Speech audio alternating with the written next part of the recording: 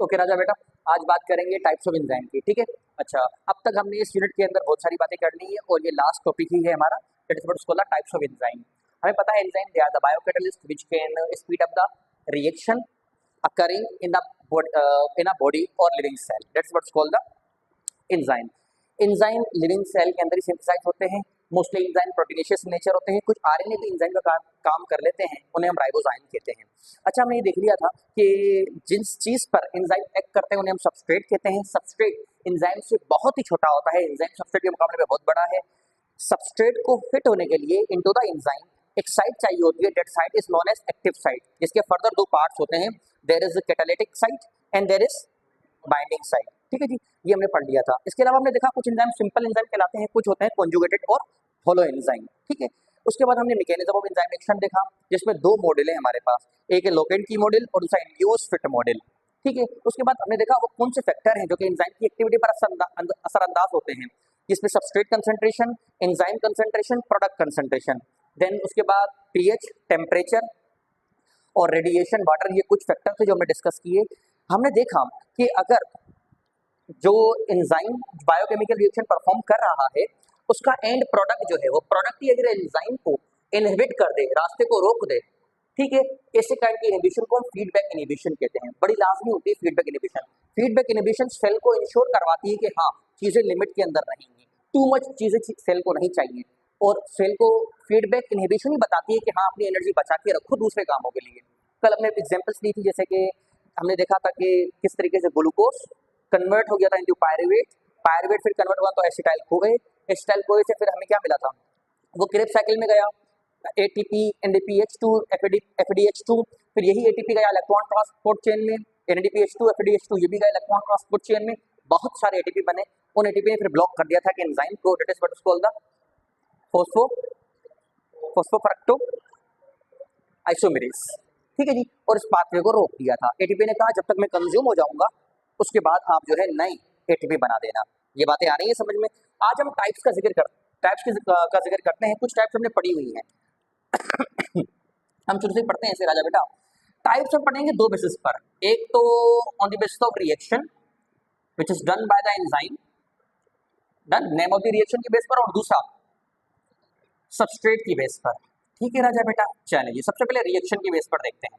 कल मैंने आपको एक रिएक्शन बताया था जिसमें जो ग्लूकोज है वो किस में कन्वर्ट होगा, ग्लूकोज 6 फॉस्फेट, जो किस में कन्वर्ट होगा, fructose 6 phosphate which convert into 1,6 bis phosphate, ठीक है राजा बेटा।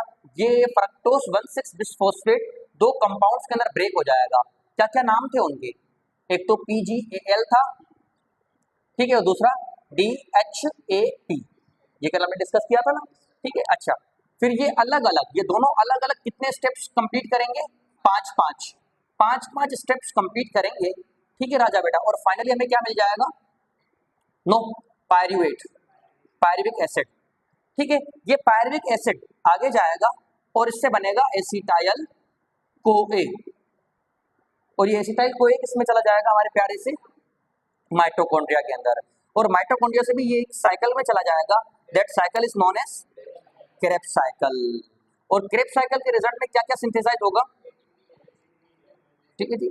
अच्छा, मैं आपको एक बात बता दूं, ग्लूकोज का पायरुविक एसिड में कन्वर्ट होने तक, ग्लूकोज का पायरुविक एसिड में कन्वर्ट होने तक भी हमें कुछ एटीपी और एनडीपीएच2 मिलते हैं, हमें कुछ एटीपी और एनडीपीएच2 मिलते हैं, ठीक है राजा बेटा। तो यहाँ पर भी लिख देते हैं एटीपी एंड एनडीपीएच2। अच्छा, इसी तरीके से ये क्या है, पायरुविक एसिड, ये जो पायरुविक एसिड है किसमें कन्वर्ट हुआ है, एसिटाइल कोए। जब ये एसिटाइल कोए में कन्वर्ट होगा ना तो भी हमारे पास एक अदद NADPH2 बनेगा, and there is no fun in explaining that कि एसिटाइल कोए जब क्रेब साइकिल में जाएगा तो हमारे पास क्या क्या क्या बनेगा, साजिद जाएगा तो हमारे पास क्या क्या बनेगा, यहाँ पर ATP, उसके अलावा NADPH2, Sikandar are you getting me, उसके बाद FADPH2, ठीक है जी। अच्छा, ये मैंने आपको बताया था जितने भी NADPH2 और FADPH2 हैं वो एक और साइकिल के अंदर जाएंगे, उस साइकिल को हम क्या कहते हैं, electron transport chain, electron transport chain, और इसके रिजल्ट में हमें क्या मिल जाएगा, बहुत सारे एटीपी मिल जाएंगे राजा बेटा, बहुत सारे एटीपी। जो एटीपी मिला वो यही रहेगा, यहाँ पे NDPH2, ये वाला NDPH2, ये वाले NDPH2, ये वाले FADPH2, ये सब कहाँ चले जाएंगे, Krebs cycle electron transport chain में, और फाइनली क्या जनरेट करवा देंगे, तो अल्टीमेटली हमें लास्ट में क्या मिल जाएंगे, बहुत सारे एटीपी। एक खास अमाउंट NADPH2 का यहाँ पर ग्लाइकोलाइसिस में रिलीज होता है, एक अदद NADPH2 यहाँ रिलीज होता है, अच्छे खासे NADPH2 क्रेब्स साइकिल में रिलीज होते हैं, FADPH2 रिलीज होते हैं, वो हम बाद में देखेंगे, इतनी डिटेल हमें नहीं देखनी, बस आपके दिमाग में कॉन्सेप्ट ये बिठाना है कि NADPH2 FADPH2 रिलीज होते हैं, जो जाते हैं इलेक्ट्रॉन ट्रांसपोर्ट चेन में, और फाइनली क्या रिलीज करवाते हैं, बहुत सारे एटीपी। अब हम देखते हैं, देखें ग्लूकोज से ग्लूकोज 6 फॉस्फेट बनवाने के लिए कौन सा एंजाइम रिस्पॉन्सिबल होता है राजा बेटा, हेक्सोकाइनेज। और मैंने आपको बताया था ये जो हेक्सोकाइनेज है ये क्या करता है, ये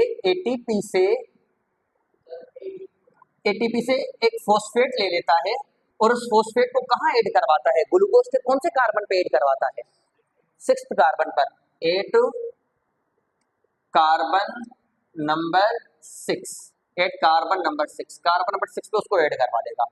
ठीक है राजा बेटा, जब मैंने बताया था जब कोई एंजाइम एक सबस्ट्रेट में से एक ग्रुप को लेकर के दूसरे सबस्ट्रेट में उस ग्रुप को ऐड करे, कोई भी एंजाइम एक सबस्ट्रेट में से ग्रुप को लेकर के दूसरे सबस्ट्रेट में ग्रुप को ऐड करे, ऐसे एंजाइम को हम क्या कहते हैं राजा बेटा, ट्रांसफरेज। ऐसे एंजाइम को ट्रांसफरेज कहा जाता है।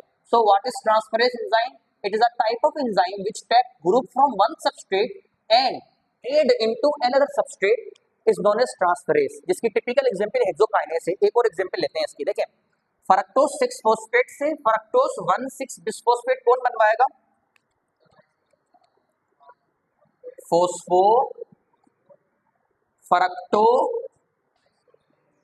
फोस्फोफरक्टोकाइनेज राजा बेटा, आइसोमेरेज बीच में है अभी।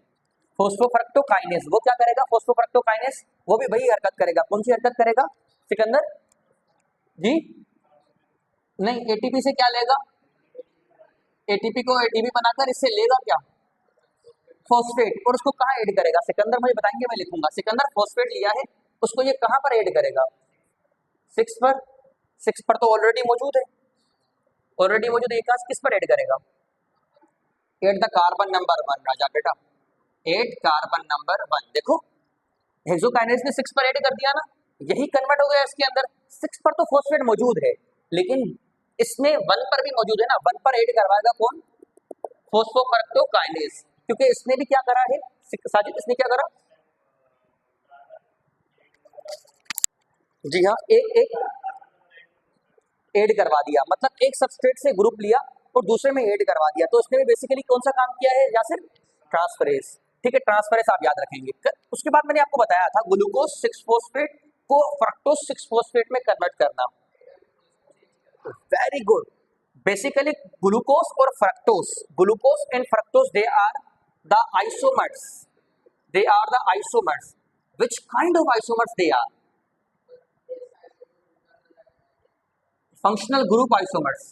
ठीक है जी, फंक्शनल ग्रुप का डिफरेंस है इनके अंदर, फंक्शनल ग्रुप आइसोमर्स है, तो लोग फंक्शनल ग्रुप मुख्तलिफ है ना, साजिद या मैं सिकंदर बताइए, सिकंदर इसमें फंक्शनल ग्रुप कौन सा है, नहीं ग्लूकोज में फंक्शनल ग्रुप कौन सा है, कौन सा फंक्शनल ग्रुप, अल्डिहाइड, और फ्रक्टोज में कीटोन। तो बेसिकली ग्लूकोज से अगर फ्रक्टोज बनाना है तो अल्डिहाइड को कीटोन में कन्वर्ट करना होगा।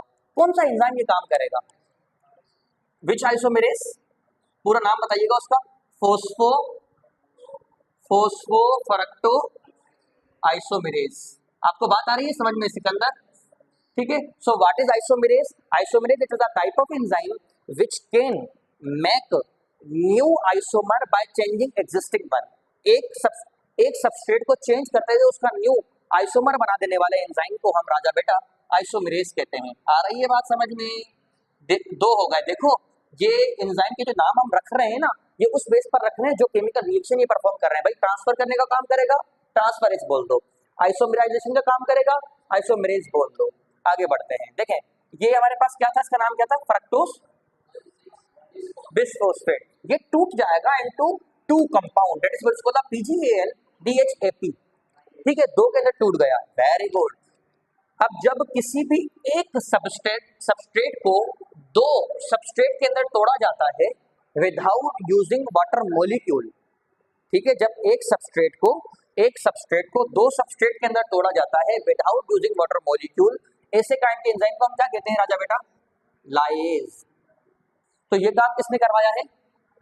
लाइज ने। ये बात समझ में आई है, ठीक है। और इस एंजाइम का नाम भी है, जैसे इसका नाम हेक्सोकाइनेज था, इसका फोस्फोफ्रक्टोकाइनेज था ना, इस एंजाइम का नाम है aldolase. Aldolase. Any question up to this? कोई क्वेश्चन नहीं है, ठीक है जी। जी जी हाँ, नाम जैसे कि इसका हेक्सोकाइनेज है। जी हाँ, बिल्कुल बिल्कुल। ये सिर्फ मैं दो एग्जाम्पल बता रहा हूँ, तो दो थोड़ी है बॉडी के अंदर, बहुत बॉडी तो ट्रांसफरेज कह देंगे। अगर आइसोमराइजेशन कर रहा है आइसोमेरेज कह देंगे।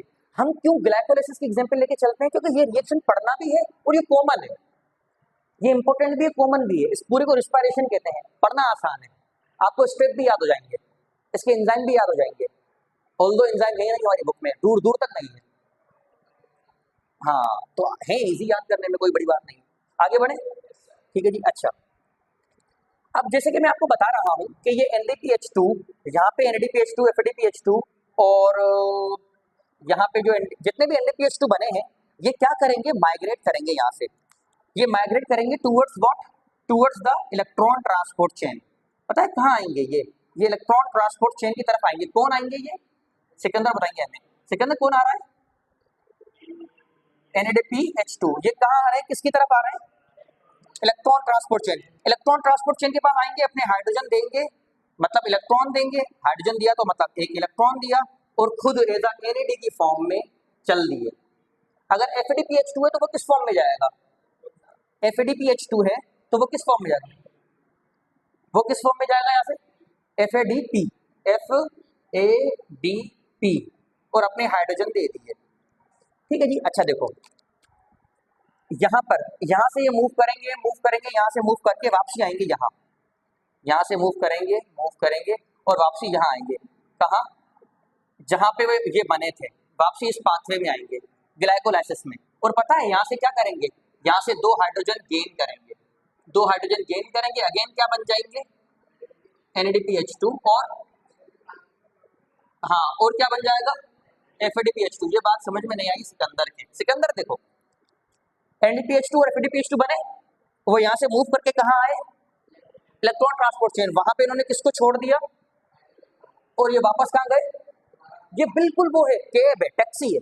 ये क्या कर रही है? इसका स्टेशन, एक स्टेशन ये है ग्लाइकोलाइसिस और दूसरा इलेक्ट्रॉन ट्रांसपोर्ट चेन। ये अपने पैसेंजर यहाँ पे उतारती है और वापसी चले जाती है यहाँ, और यहाँ से अपने पैसेंजर उठाती है, फिर यहाँ पे लाके छोड़ती है, ठीक है राजा बेटा। जहां से वो पैसेंजर उठाएगी, ठीक है जी, वहां पर पैसेंजरों की कमी हो जाएगी ना, तो वहां पर ये ऑक्सीडेशन परफॉर्म करेगी, ठीक है जी, और वहां पे ऑक्सीडेशन स्टेट इंक्रीज कर जाएगी, ठीक है जी। और जहां ये अपने मेंबर छोड़ेगी वहां ये रिडक्शन कर देगी, इसमें कमी आ गई ना, इसमें रिडक्शन हो जाएगी। जहां से मेंबर उठाए ये फुल हो गई, ऑक्सीडेशन हो गई, जहां आके इसने मेंबर छोड़े वहां इसमें रिडक्शन हो गई। हाँ, तो यहाँ पर क्या हुआ है? बेसिकली एड हुआ है। हाँ, अगर हाइड्रोजन एड हो रहा है तो कौन एड होगा? इलेक्ट्रॉन एड होगा, ठीक है जी। और इनमें से हाइड्रोजन रिमूव होगा, removal of hydrogen is known as oxidation, ठीक है जी। और इसमें इनकी ऑक्सीडेशन स्टेट भी बढ़ जाएगी। आ रही है वाली बात समझ में? ये NaDPH2 यहाँ से हाइड्रोजन उठाएंगे और यहाँ पर छोड़ेंगे। यहाँ से इन्होंने हाइड्रोजन उठाए हैं तो यहाँ पर इन्होंने क्या परफॉर्म किया है? यहाँ पर ऑक्सीडेशन, और नीचे सिकंदर, ये बात समझ में आई?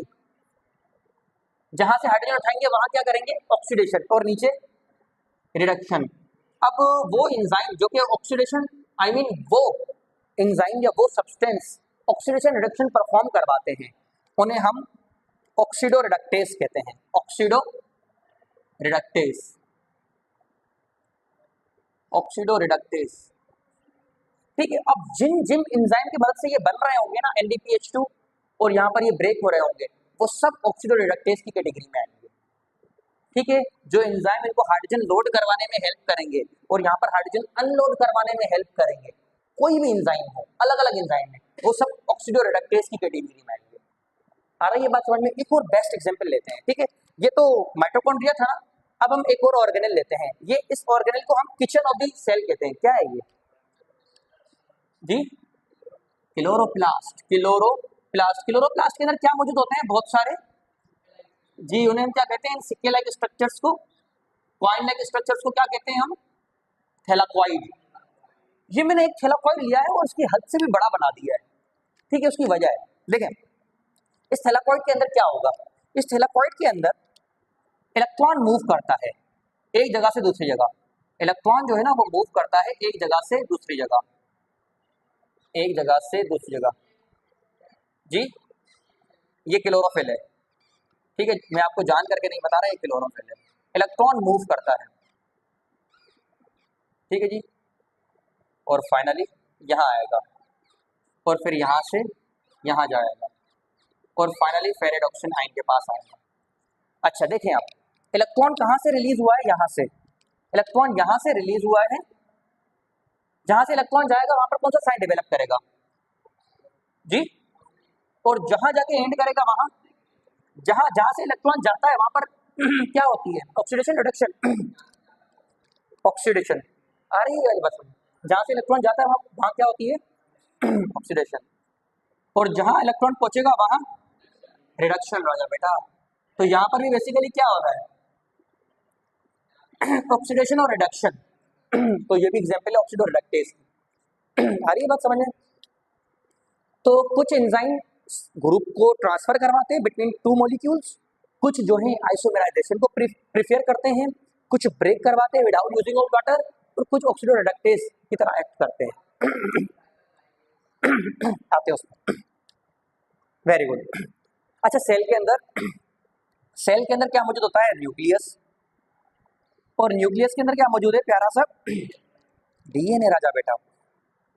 डीएनए के टुकड़ों को कनेक्ट करने के लिए, डीएनए के टुकड़ों को कनेक्ट करने के लिए हमें एक कारीगर की जरूरत होती है। दैट कारीगर is known as DNA what? वो डीएनए पॉलीमरेज डीएनए बनाता है। डीएनए के बने हुए टुकड़ों को जोड़ने का काम होता है डीएनए लाइगेज का। लाइगेज एंजाइम भी कह देते हैं इसे हम, ग्लू का काम करता है। एक बार रिपीट करते हैं, देखिए डीएनए के टुकड़े उनको आपस में कनेक्ट करने का, ग्लू करने का जो काम है वो लाइगेज करता है। आ रही बात समझ में? आगे बढ़ते हैं। चले जी। अच्छा, हमने ना बहुत सारे रिएक्शंस पढ़े थे जब हम ना बायोकेमिस्ट्री की बात कर रहे थे। अच्छा वो देखते हैं, हमारे पास है सुक्रोज। सुक्रोज, अच्छा sucrose plus water. Sucrose plus water पता है हमें क्या प्रोवाइड करते हैं? सुक्रोज किन दो मोनोमर से बना हुआ है? सुक्रोज एक डाइसैकेराइड है, ये किन दो मोनोसैकेराइड से बना हुआ है? गलत हो गया, ग्लूकोज और glucose and fructose. Glucose and fructose. देखो राजा बेटा, बेसिकली सुक्रोज है ना, सुक्रोज वो टूट गया इनटू व्हाट? ग्लूकोज और फ्रक्टोज। किसको यूज करते हुए टूटा है? वाटर को करते हुए। वेरी गुड राजा बेटा। ऐसे रिएक्शन जिसमें सुक्रोज और वाटर कंबाइन होकर के हमें ग्लूकोज फ्रक्टोज प्रोवाइड करें, उस रिएक्शन को हम हाइड्रोलाइसिस कहते हैं। हाइड्रोलाइसिस। और एंजाइम जो होता है ना वहां पर हमारा प्यारा सा हाइड्रोलेस होता है। हाइड्रोलेस एंजाइम कहते हैं उसे हम, ठीक है जी। सो ऐसे एंजाइम जो कि वाटर को ऐड करवा के अगर तोड़ते हैं ना तो उन्हें हम क्या कहेंगे? हाइड्रोलेस। और अगर विदाउट वाटर तोड़ते हैं तो उन्हें हम क्या कहेंगे? लाइएस। आ रहा है समझ? डिफरेंस समझ में? वाटर के साथ लाइएस मींस एनी, ठीक है जी, बिल्कुल सादा सा हाइड्रोलेस। इसकी एक और एग्जांपल ले सकते हैं हम, बहुत सारे एग्जांपल ले सकते हैं हाइड्रोलेस। चलेंगे कोई नहीं। अच्छा जी, जी हाँ, सारे रिएक्शन हमारी बुक में बहुत सारे रिएक्शन मिसिंग है तो जिक्र किया हुआ है, फिर याद करना थोड़ा डिफिकल्ट रहता है, ठीक है। एक बार आप इसको मेरी ना रिक्वेस्ट है, आप ड्रॉ करो खुद से, कोई मुश्किल बात नहीं है, खुद से ड्रॉ करो, एंजाइम का साइड में नाम लिखो। फिर जो आपका कॉन्फिडेंस लेवल बढ़ेगा ना कि यार हम भी कर पाते हैं, इससे कोई मुश्किल बात नहीं है, रॉकेट साइंस नहीं है ये, फिर आपको याद भी रहेंगी चीजें, फिर आपको वो रटने वाला फैक्टर जो है ना वो हट जाएगा। अगर आपने चीजें ड्रॉ करना लग गए तो। आ रही है बात समझ? बैठना पड़ेगा, आधा एक घंटा देना पड़ेगा।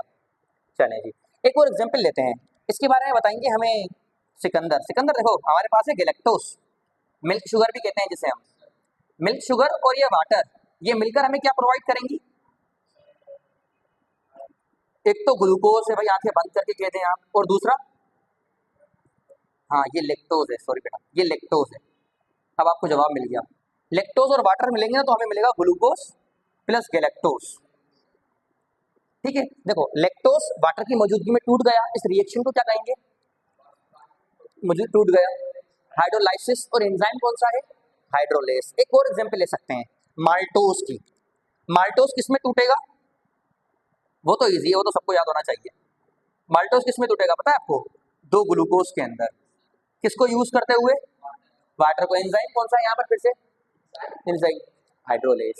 आ रही है बात समझ में? तो ये फॉलोइंग टाइप्स थी on the basis of reaction they perform. Reaction की बेस पर हमारे पास ये फॉलोइंग एंजाइम है, ट्रांसफरेज, आइसोमेरेज, लाइएज, ऑक्सीडोरेडक्टेज और हाइड्रोलाइज। कोई सवाल कोई बात जो आपको पूछनी हो जरूर पूछ सकते हो, आगे बढ़ रहे नहीं तो हम। ठीक है, ये तो हमने रिएक्शन की बेस पे देख ली। सिकंदर अपना साजिद आगे बढ़े, एक बार रिकेप बनाएंगे लास्ट में लेकिन। अच्छा अब हम बेसिकली रिएक्टेंट की बेस पर देखने जा रहे हैं कि जिस रिएक्शन पे वो एक्ट करेगा ना वैसे उसका नाम हो जाएगा। देखें सबस्ट्रेट की बुनियाद पे देखे जा रहे हैं। ठीक है जी। अच्छा कुछ एंजाइम ऐसे होते हैं, देखें हम जो फूड लेते हैं ना फूड, तो फूड से हमें 3-4 चीजें ही मिलती हैं मिलाकर। उसमें से एक है प्रोटीन, ठीक है जी। अच्छा दूसरा है लिपिड, ठीक है जी। और तीसरा है हमारा प्यारा सा कार्बोहाइड्रेट। चलें जी, लिपेज मैंने एंजाइम लिख दिया। अच्छा ठीक है, कार्बोहाइड्रेट ना डिफरेंट डिफरेंट टाइप के कार्बोहाइड्रेट मिलते हैं, जैसे कि स्टार्च, जैसे कि माल्टोस, लेक्टोस और प्यारा सा सुक्रोस, और इसी तरीके से न्यूक्लिक एसिड। ये वाली बात समझ में आ रही है? ये चीजें हमें फूड से मिलती हैं। कार्बोहाइड्रेट ज्यादा क्यों लिखे हैं? इंपॉर्टेंट है इस वजह से। ठीक है। अच्छा अब कुछ एंजाइम क्या करते हैं कि प्रोटीन को ब्रेक कर देते हैं इनटू, ठीक है जी, स्मॉलर, हम लिखते हैं स्मॉलर पेप्टाइड, छोटी प्रोटीन्स के अंदर या फिर सिंपल अमीनो एसिड्स के अंदर। ठीक है, उन एंजाइम्स को पता है हम क्या कहते हैं? उन एंजाइम को हम कहते हैं प्रोटीएज। प्रोटीएज, ठीक है, प्रोटीएज।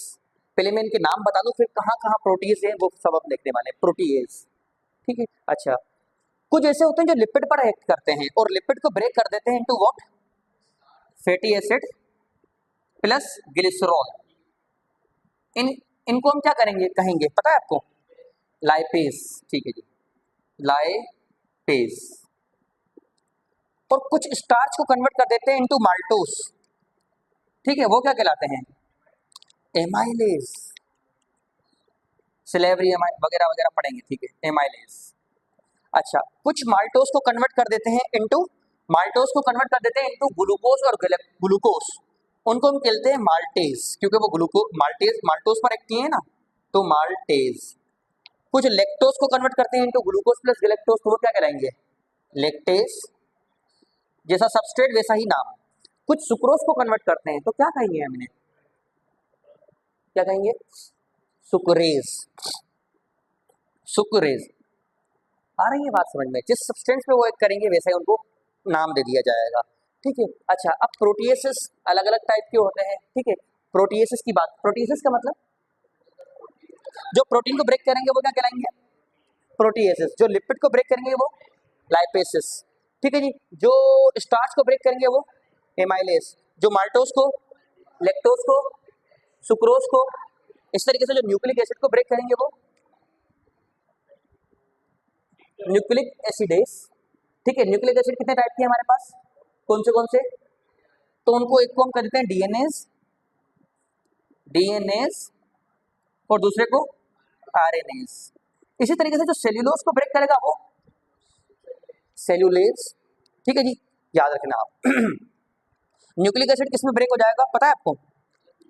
हाँ नहीं, न्यूक्लियोटाइड में, न्यूक्लियोटाइड में क्या क्या मौजूद होता है? पेंटोस शुगर और नाइट्रोजनस बेस और फॉस्फेट ग्रुप, हम इसका रिमूव कर देते हैं फॉस्फेट ग्रुप। जब फॉस्फेट ग्रुप रिमूव करेंगे तो ये क्या कहलाएगा, न्यूक्लियोसाइड। तो जिसने इसका फॉस्फेट रिमूव करा है वो है न्यूक्लियोटाइडेज, क्योंकि वो न्यूक्लियोटाइड पर एक्ट करा है। जो इसका नाइट्रोजनस बेस रिमूव करेगा वो क्या कहलाएगा, न्यूक्लियोसाइडेज।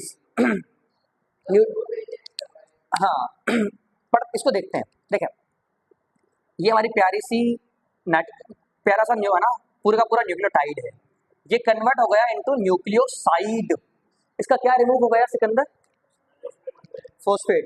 जो एंजाइम यहाँ पर इन्वॉल्व था ना वो है न्यूक्लियोटाइडेज, न्यूक्लियोटाइडेज। इसी तरीके से प्यारा सा जो न्यूक्लियोसाइड बना है ना, ये हमें पता है क्या प्रोवाइड कर देगा, एक पेंटोस शुगर और दूसरा नाइट्रोजनस बेस। अब क्या कहलाएगा ये, अब जो एंजाइम यहाँ पे एक्ट कर रहा है ना वो कहलाएगा न्यूक्लियोसाइडेज।